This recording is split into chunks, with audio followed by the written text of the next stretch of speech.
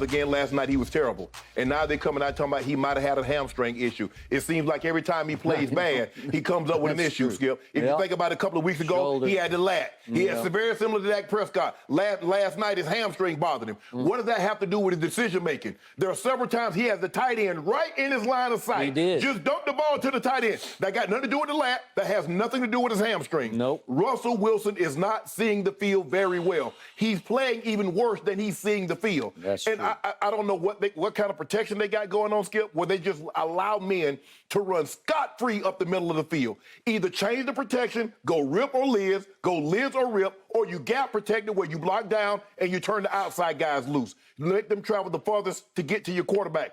Don't give Derwin James, don't give the middle backer a free shot or a free run at your quarterback. Russ, what are you doing? Do you not see them like, oh, man, I might need to redirect this protection. Hey, instead of we got a right call on, let's go Liz. Yep. Slide the line to the left, turn the back, send the back to the right, and block it up like that. Skip, he's playing bad.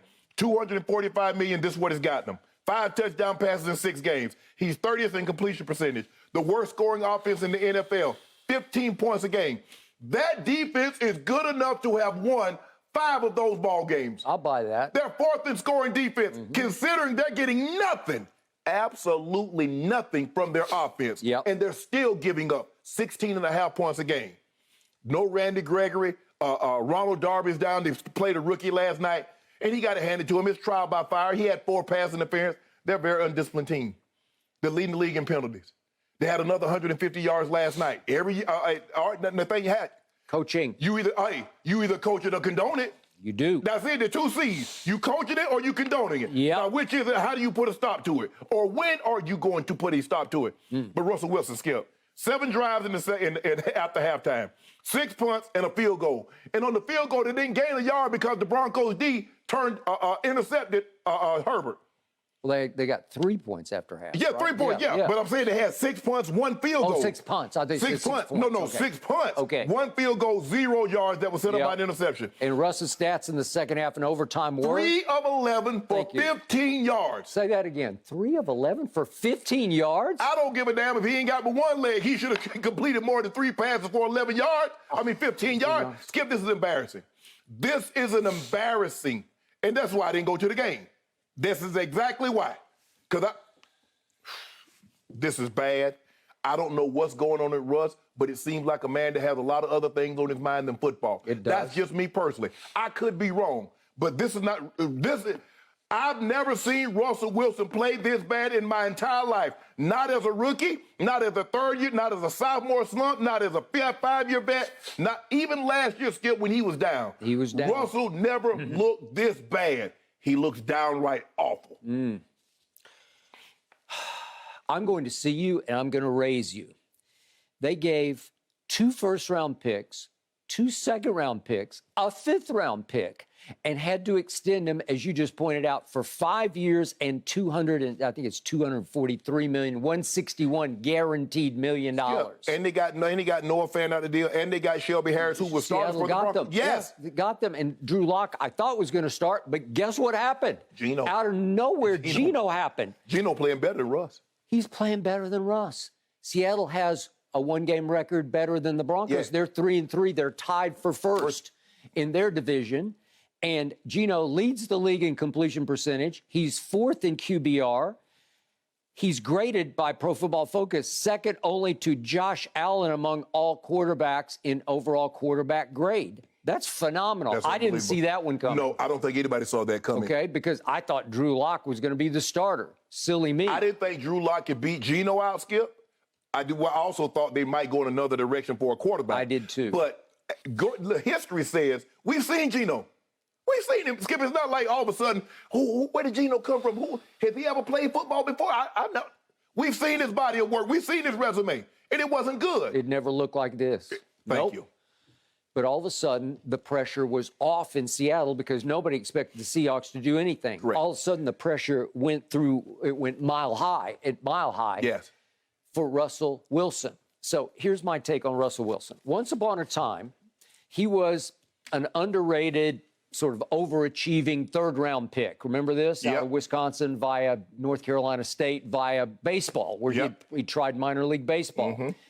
And remember, out of nowhere, he rises up and wins the job. Remember this? And Pete Carroll closes his eyes and says, I'm going with Russell Wilson. Right. The undersized, what do we give him? Is he 6 feet? Maybe 6 feet. Right. And they had a little video of Elway hugging him. Elway looks like he's 6 inches taller than Russell Wilson. What do you give John? 6'4"? He's 6'3". Okay, 6'3". Yeah.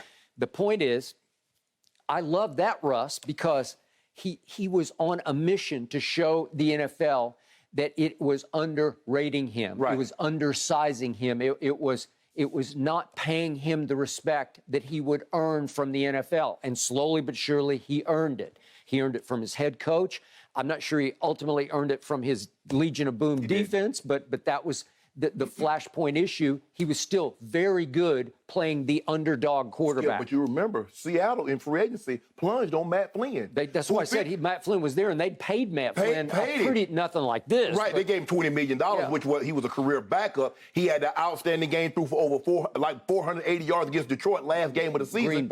Green Bay, where he outgunned Matthew Stafford, who threw for over 500 yards in that game. But Pete Carroll had the guts, had the vision. He did. To plunge and say, hey, I'm going with this kid because this kid's been around. Right. He was very mature for his age because he played minor league baseball and he'd been around. He'd North Carolina State, Wisconsin. Played in a lot of big games. And all of a sudden, he takes over Seattle. Right. And he becomes the face of the franchise. Correct.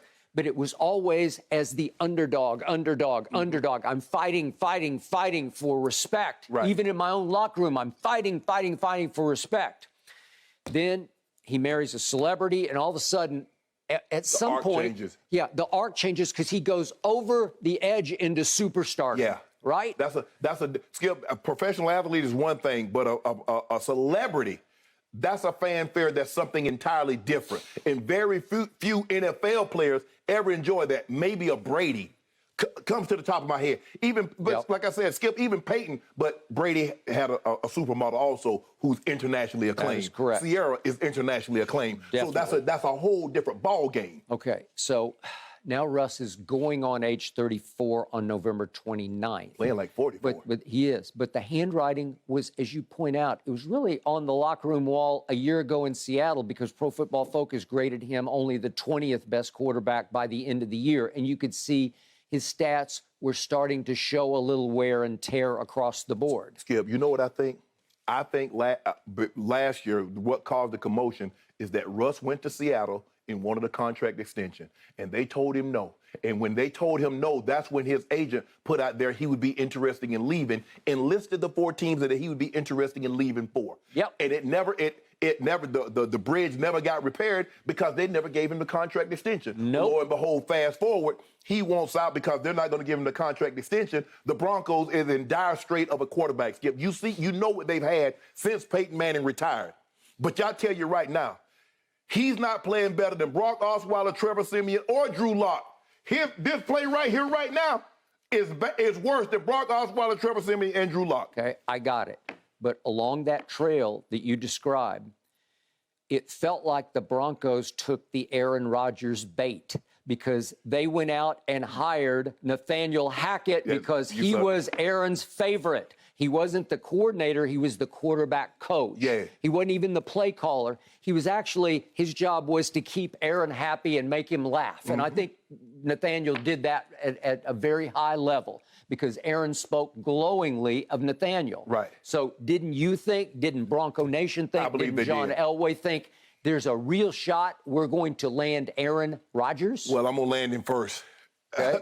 I'll let you captain. Hey, no. Bring me the ship, and then I'll let you captain the boat. I'm not going to say, I'm not going to make you a captain, and then you don't have the ship. And that's what happened, Skip. I believe you're absolutely right. I believe they thought they could get Aaron Rodgers, and Aaron Rodgers would want Nathaniel Hackett. He would be very familiar with the system, and everything would be hunky-dory. Well, you don't get Aaron Rodgers. You get a coach that seems that he's over his head. I think he's and now over you his got head. a guy that seems like he's on a major decline. Russell Wilson looked like he stepped off a cliff.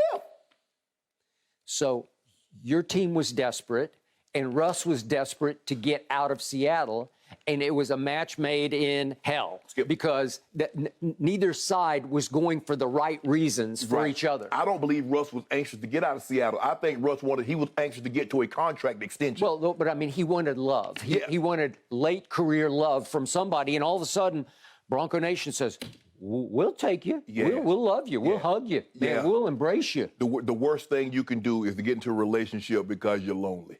That is correct. Bad boy. I agree. Your boy know a little something about that, but I'm not even interested. But here's the thing. Now it's becoming more and more apparent to me that Russ was propped up by Legion of Boone in that running game, because I've seen that when he doesn't have that, he looks like that. I don't know who that is. That's an imposter.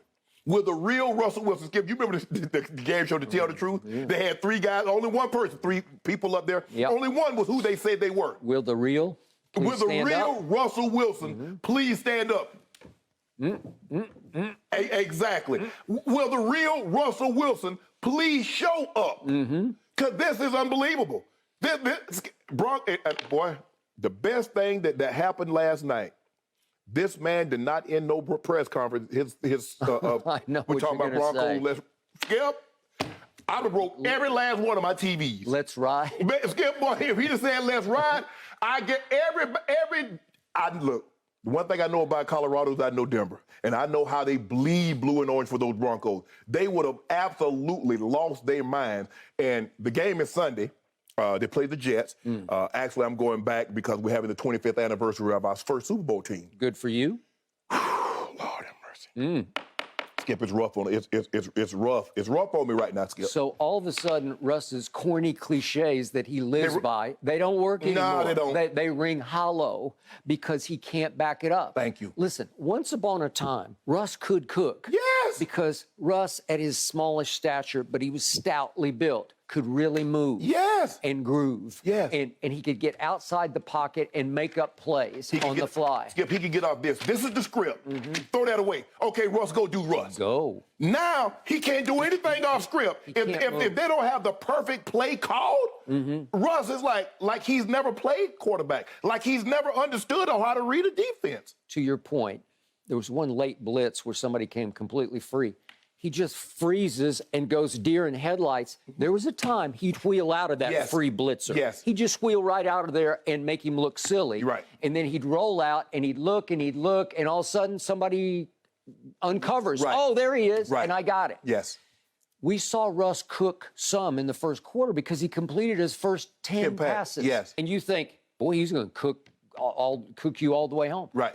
But he didn't, because as the pressure mounted, he began to go deer in headlights. Because to your point, numerous times, I don't have enough, I couldn't even ask for a video to show, let's show this play, because there were so many in the second half. He just freezes and goes blind in the pocket. He can't see what's right before his very eyes. He had checkdowns, or he had tight ends just hooking up. Short across the wall, right over the ball, right in front of it. Right in front. What are you looking at? 3 times or 4 times? Let's see, a Thursday night. Yeah. There was Thursday night. There was Monday night, and again Monday night. There was a Sunday night. Sunday night too. Yeah. That might have been the 49ers. It was the 49ers. Yeah, they beat How the hell did they beat the 49ers? I don't know. Jimmy G, right? Yeah. Jimmy gave one. Okay. Quick aside before we get back to Russ and finish on Russ. The play of the game becomes the muff punt by your Denver Broncos in overtime. I'm still not sure about what the rule is here, and I'm still a little lost on why this didn't get further reviewed or pushing the guy into him. You can't challenge, but I've got if we could see the play, I'm challenged by a kick coverer who comes right up in his face, and it's like, well, you got to kind of stand your ground and defend yourself. So he goes, he puts his arms up to block. Thought this would be at least reviewed. They didn't even stop, man. They went right on. Nobody said a word about it. I'm like, wait a second. They had seen enough bad football. They said, no, we do not want the Broncos to get this ball back. Let's end this. You know what? It was a long, hard game to watch because there was so much bad football. Even the Chargers. The Chargers played Justin Herbert, Skip. It's the most passes, 57, without a touchdown pass and a winning effort. I don't know what, in the history of the game or since the merger, 57, something like that. Yep. It had some crazy stat. He threw 57 passes, not one touchdown. He didn't even have 250 yards. That's how good the Broncos defense were last night. Okay, I'll give him one break. He didn't have Keenan Allen, and I love Keenan Allen. And he did not have that stud of a left tackle out of Slater. Northwestern who's been very good, and he's been out. So I'm going to give you a small break there. Right. But you did pick them to win the AFC. And they have not played up to your prediction yet. No, defensively, I don't think they're as good as I thought they were going to be. Bosa is already out.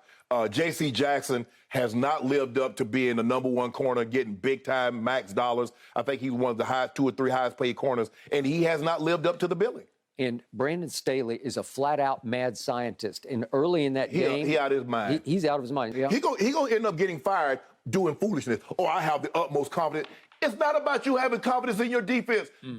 Numbskull, you don't leave them, Skip. If they don't do anything, they got a chance for a 55-yard field goal. They get a first down, it's 45 yards. What do you mean? You punt the football and make them drive the field. I don't get it.